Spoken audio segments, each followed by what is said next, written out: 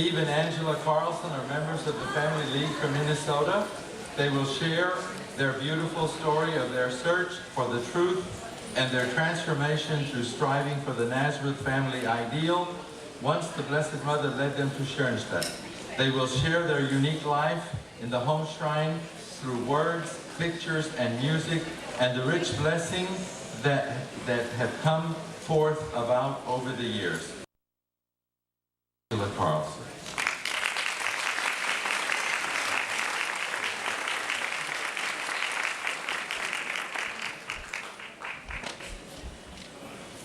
Hello, my name is Steve Carlson, and this is my wife, Angela. Hola. We greet you all and bring you blessings from our home shrine, which we name Seek the Truth. Both of us were born and raised in the Twin Cities, which is in the state of Minnesota. We married in St. Paul at St. Cecilia's Catholic Church. This year we will be celebrating our 30th anniversary of holy matrimony.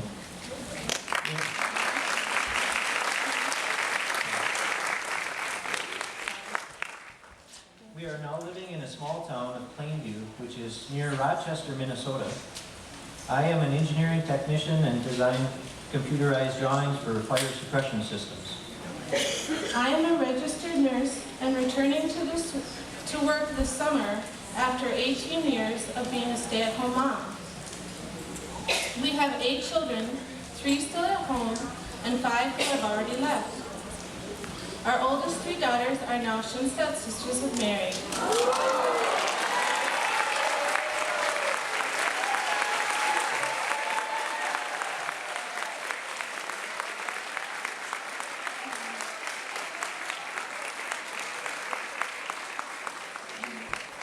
Sister Maria Jennifer, Sister Maria Erica, and Sister Maria Sarah. All 3 of them are living here in Waukesha. Our son Phil has joined the Schoenstatt Fathers community and is living in Santiago, Chile.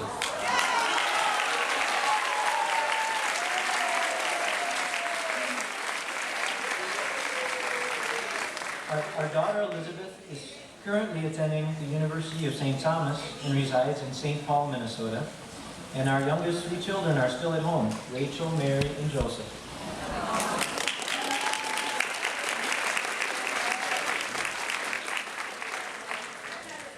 To give you a quick look at what we will be talking about today, there are 3 areas we would like to cover. Renewal through the home shrine, education in the home shrine, and sent from the home shrine. Our home shrine, Seek the Truth, is where these chapters of our story take place. As Angela and I said, our family has been renewed through the home shrine, educated in the home shrine, and sent from the home shrine. Over the years, many spiritual changes have taken place in our home shrine as well as physical ones. We've added statues, hung paintings, and used fresh flowers for special feast days to adorn the shrine. One of the most unique changes was, One of the most unique changes was cutting a big hole in the front of our home shrine. Because of the way it fit up against a wall, an empty wall, Angela thought it would be fun if the children could have a place to climb into the shrine and play. And the children loved it. Pillows, blankets, stuffed animals, and children holding rosaries prayed inside while Mom and Dad led the rosary outside. Steve put hinges on a picture that conceals the opening, and the children would close themselves in and hide. The children huddled quietly inside to surprise their first victim, Father Jonathan. He entered the shrine room, and Steve and I began to pray as if nothing was unusual and certain children weren't missing. Then, at the pre-rehearsed time, I asked, "Are the angels listening to our prayers?" And a unanimous yes with giggles exploded from underneath the shrine, and the door burst open as our 3 smiling cherubs, Rachel, Mary, and Joseph, appeared.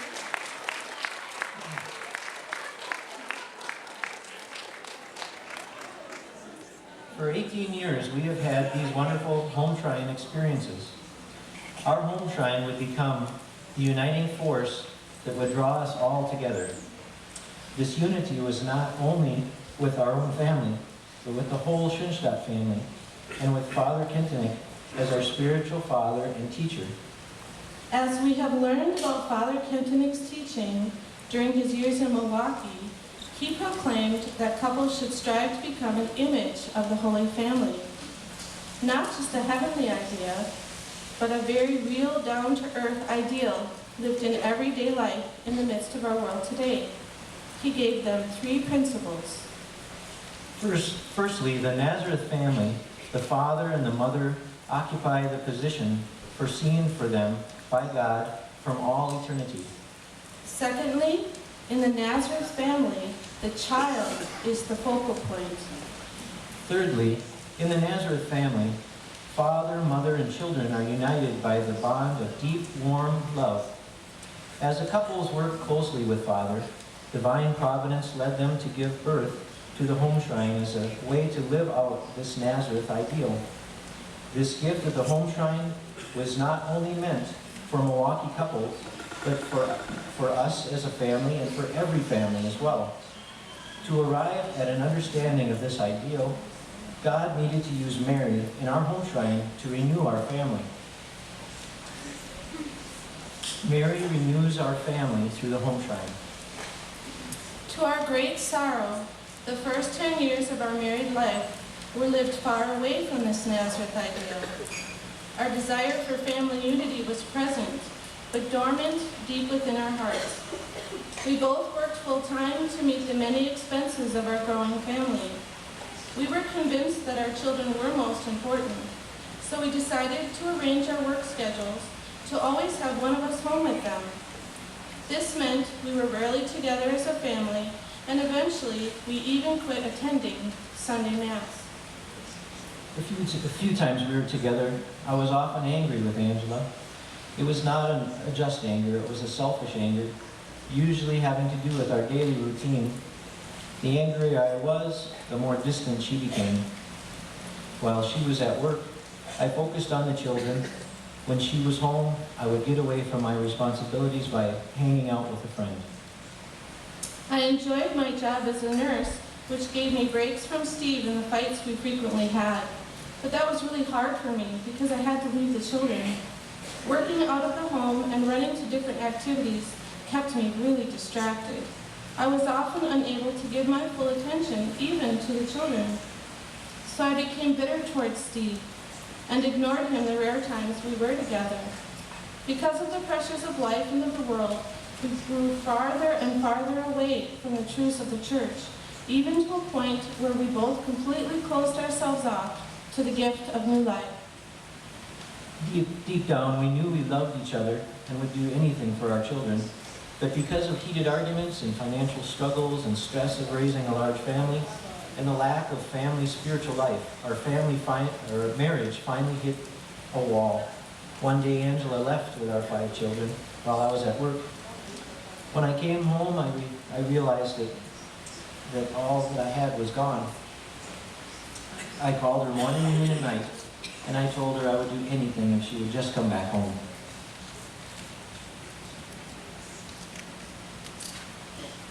As I sobbed and held our children, I wondered, how do I pray? The only prayer I could pray was, Grandpa told me, please help me. Grandma Mary, pray for us. When Steve told me he would do anything, I remembered how much my grandparents prayed and how important church was to them. I told Steve I would be willing to get back together if we would start going back to church. I said yes. I was so happy to have Angela and the children back.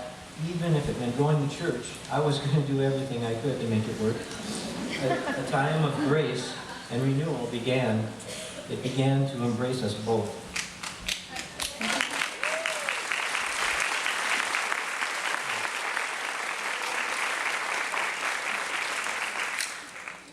At this time, our oldest child was enrolled in a parochial school, and her class was preparing to receive the sacraments of confession and Holy Communion.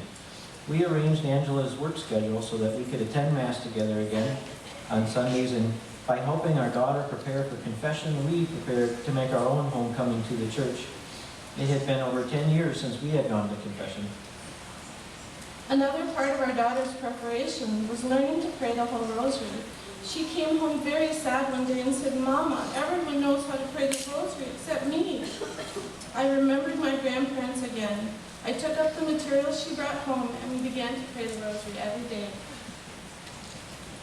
Since Angela had cut back on her hours, I decided to deliver newspapers for extra money.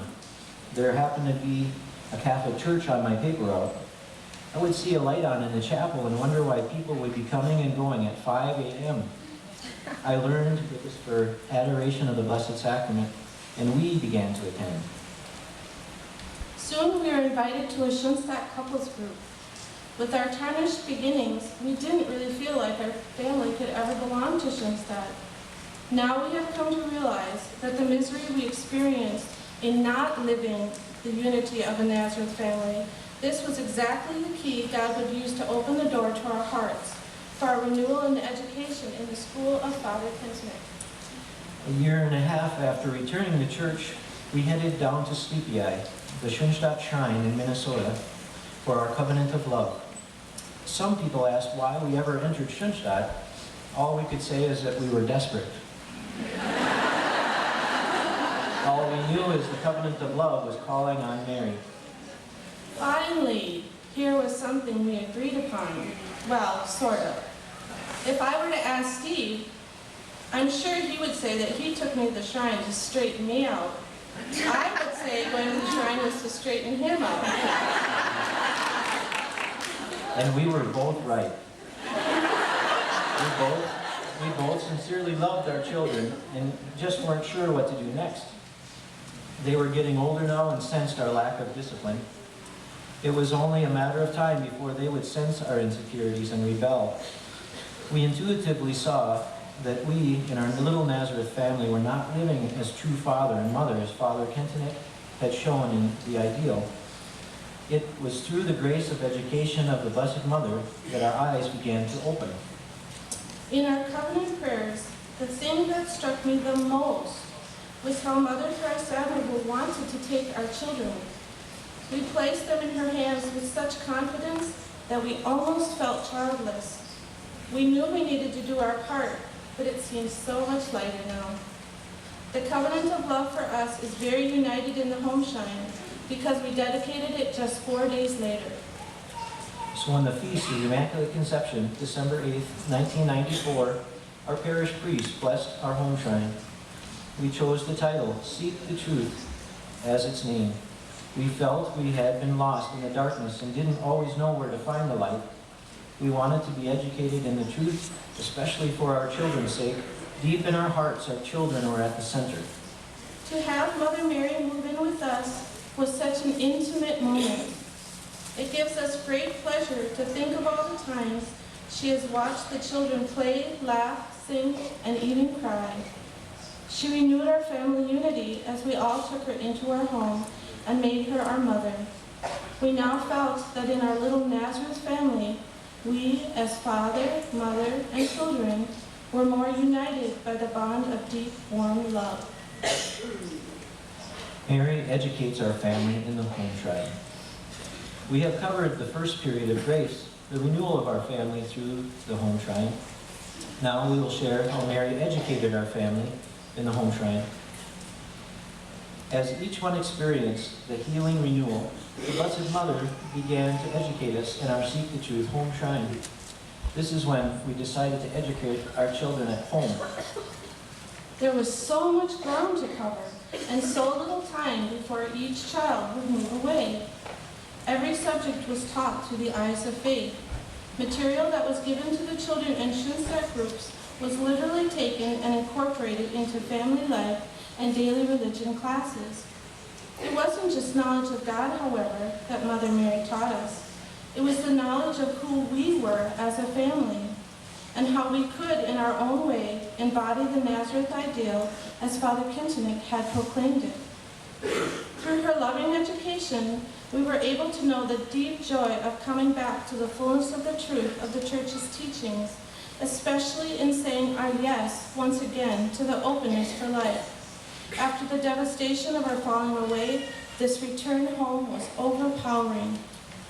Through the singing of Christmas carols at bedtime, and we discovered how talented our children were at singing and harmonizing. Music was added to prayer time. So many prayers were sung. We loved praying the Angelus 3 times a day with mealtime, but certain children couldn't wait that long to eat. We began singing a short Ave Maria in its place. As the children grew, they began writing their own songs. Their songs were always a prayer. When Sister Jennifer left home, we wrote a short prayer that expressed our family ideal. Sister Jennifer gave it a melody, and now we had our very own way to live the Nazareth ideal. After every letter or phone call, after each mystery of the rosary, or whenever we were missing someone, which was a lot, we would sing this prayer song. This was grafting us closer in the home shrine, even though we were miles apart. Another area where the Blessed Mother educated us was in helping our children live chastity. When our first daughter, Jennifer, reached the age 16, we wanted to teach her the truth about her dignity as a young woman. We bought her a chastity ring and presented it to her. With our next 3 daughters, Erica, Sarah, and Elizabeth, this special ceremony took place in the shrine in Sleepy Eye. A beautiful white dress was chosen, and a purity pledge written on a special piece of paper that was placed in our home shrine. Our son Phil also received a ring at a boys' camp in Sleepy Eye. This became a constant visual reminder of the dignity they had been educated in. An important part of educating the children in the home shrine was helping them discover the importance of the covenant of love and the desire to make it themselves. Everyone prepared and celebrated these milestones together. Usually their covenants were made away from home with the Schoenstatt father or sister who was working with the youth. This is when the home shrine symbols seem to come alive. For instance, Sister Erica's living shrine symbol is the rainbow, a sign of the covenant. She discovered her talent for drawing and painting, and now the rainbows that she had only colored with crayons became alive in her artwork with breathtaking oil and watercolors, as shown in her Blessed John Paul II's portrait. Sister Sarah's symbol is the violet, and as she began to live out her shrine symbol, the flower garden blossomed with fragrant beauty. New interest in living out our individual ideals awoke in the heart of every family member, and this found an expression in many ways, such as in gardening and singing and writing music and poetry and shepherding our goats. Whenever the children were away from us on retreat or during difficult times, their home shrine symbol would be placed in their room shrines, and all of us would pray intently for them. Mother Teresa Admirable was truly educating us to seek the truth. Mother Mary needed to educate Steve and me too. As usual, this proved more difficult and took a lot longer than the children. I would hold Steve's home shrine symbol, the rock, and gaze at Mary, desiring that she teach me. How could I let Steve be the leader of the family and do what God was asking of me, but in my own way? I had quit my job to stay home so that I could focus all my energy on caring for our precious little ones. I began to let go of things that distracted me, allowing Mother Mary in the home shrine to help me to seek the truth. I prayerfully read every book Sister Marie gave us and tried to put the principles into practice. I learned how to cook, thank goodness, run the house, and see the importance of my role as wife and mother. My home shrine symbol is the crown, which Mary was teaching me to live so I could bear fruit and help Steve live out his symbol as well. For me, seeking the truth often meant learning to control my anger and seeing the dignity in my wife and my children. In the home shrine, the Blessed Mother used the tools of spiritual daily order, and monthly confession to help me to see if I was making any progress. As the rock, I was beginning to understand my role as a spiritual leader, but always with Jesus and Mary.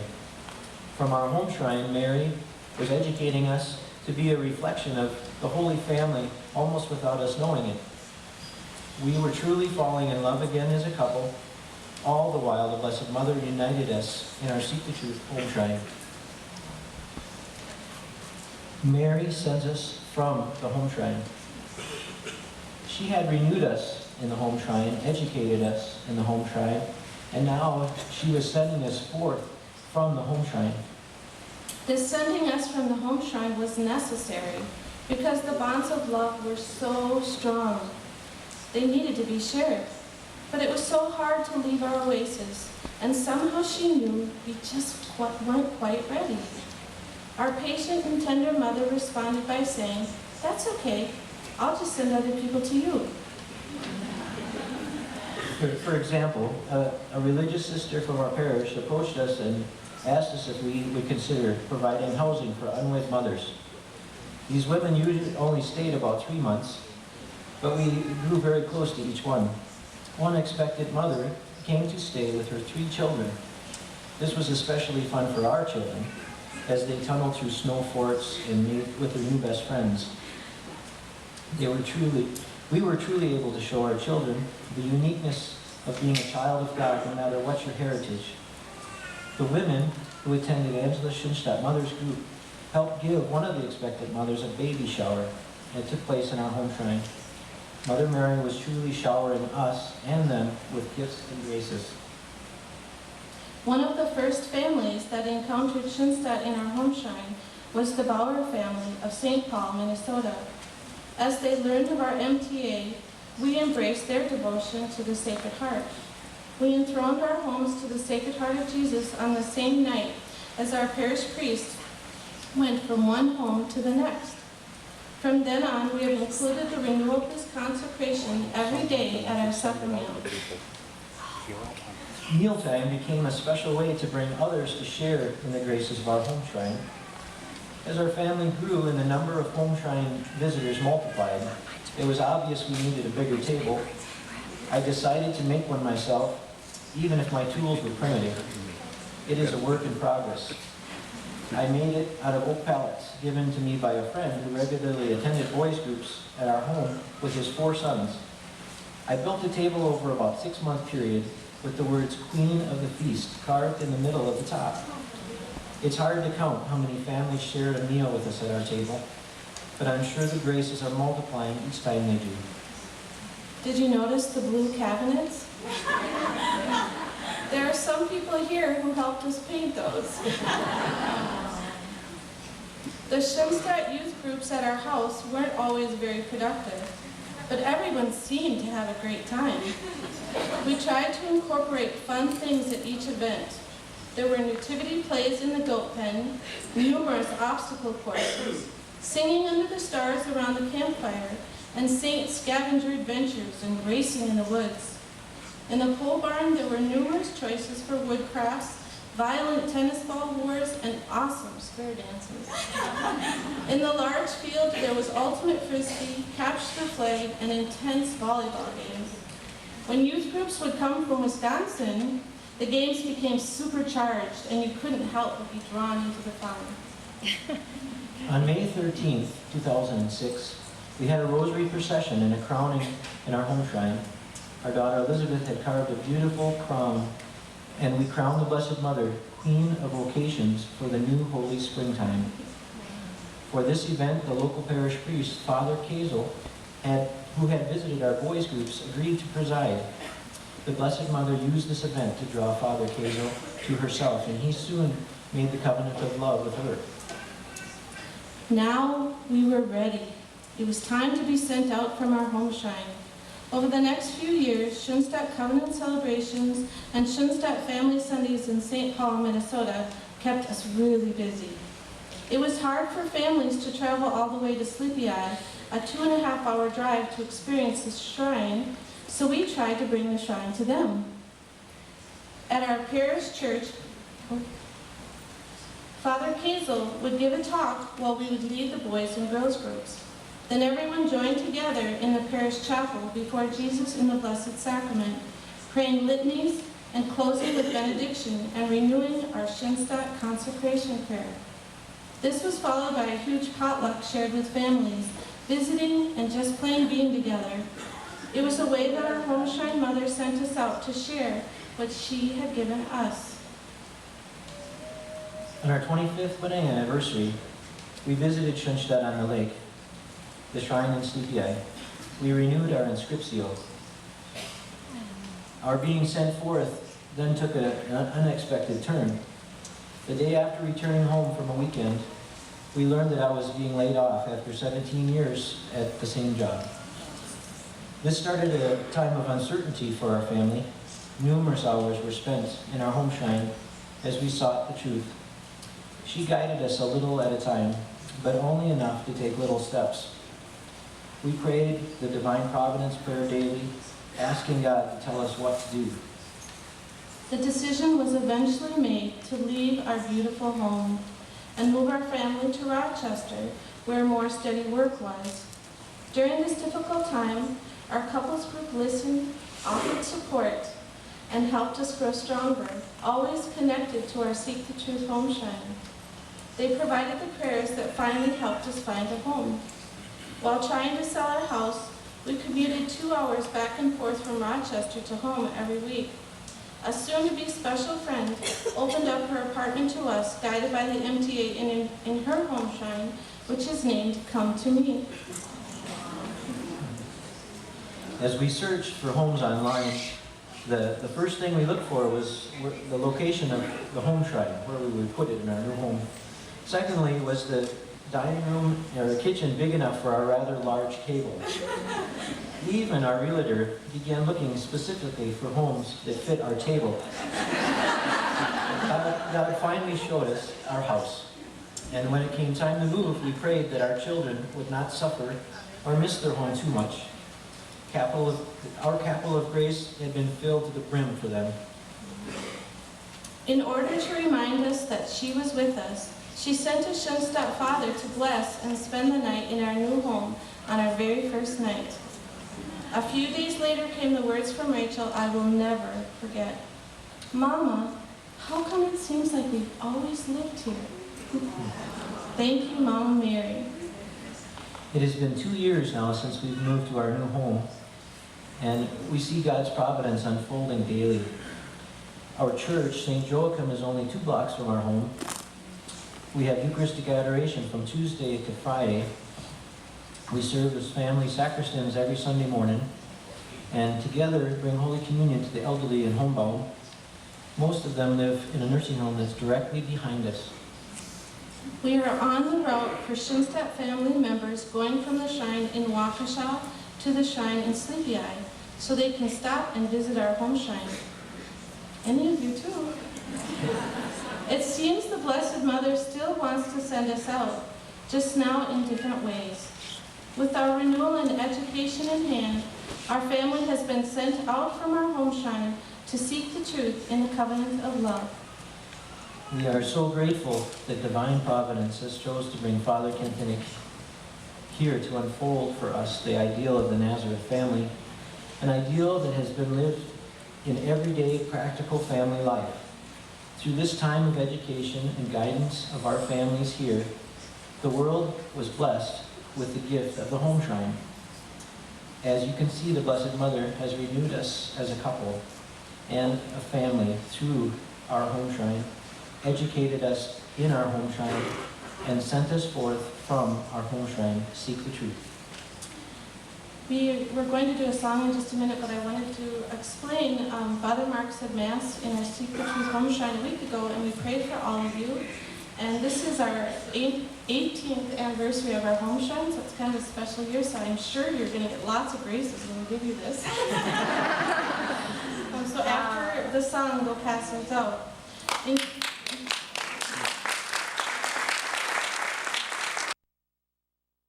We would like to share with you. It was written by our daughter, Sister Sarah. We recorded each member of the family from 4 different locations. Our son Phil then mixed them and produced this recording all the way from Santiago, Chile. Wow. Beginning with our youngest child, Joseph, each child's symbol will be shown on the screen, but their verse will be sung by a different member of the family. Even though we are very far from each other, we still experience our family unity from our Seek the Truth home shrine.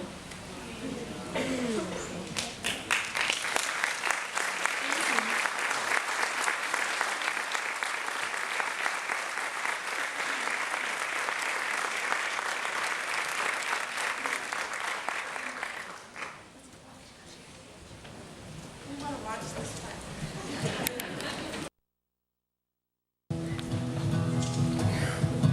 One of these, we're into the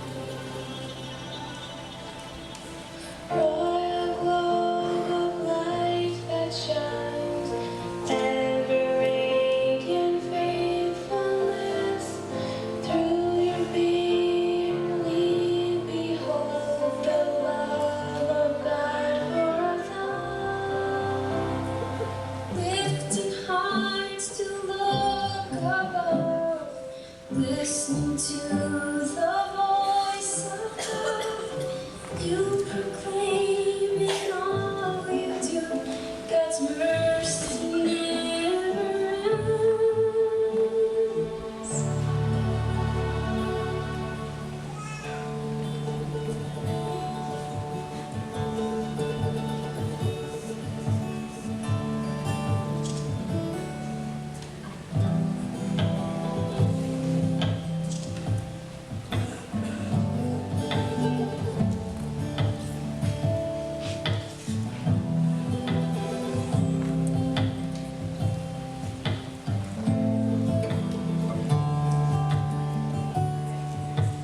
Bearing crown and scepter, you're a queen because you serve. Staff and scepter joined as one, brings deepest unity. You are the foundation, living stone of truth and light. Guardian and protector, with staff you lead the way.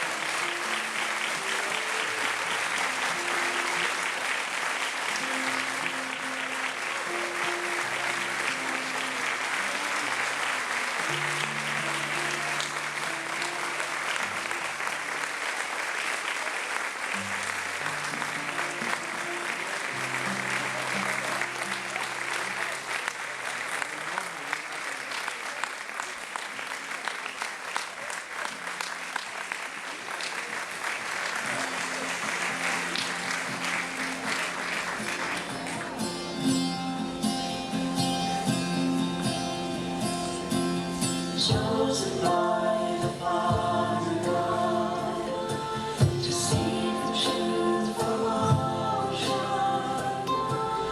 Fruitful family of living, more than you on the springtime.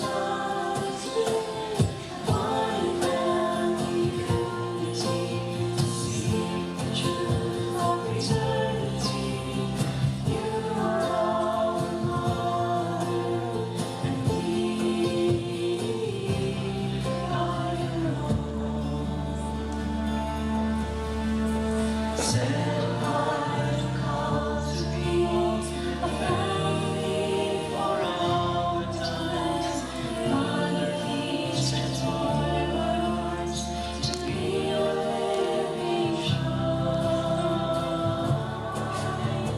Chosen by the Father God to seek the truth from all shine. A fruitful family of Mary, more than new on the springtime. One family of unity to seek the truth for eternity. You are our mother, and we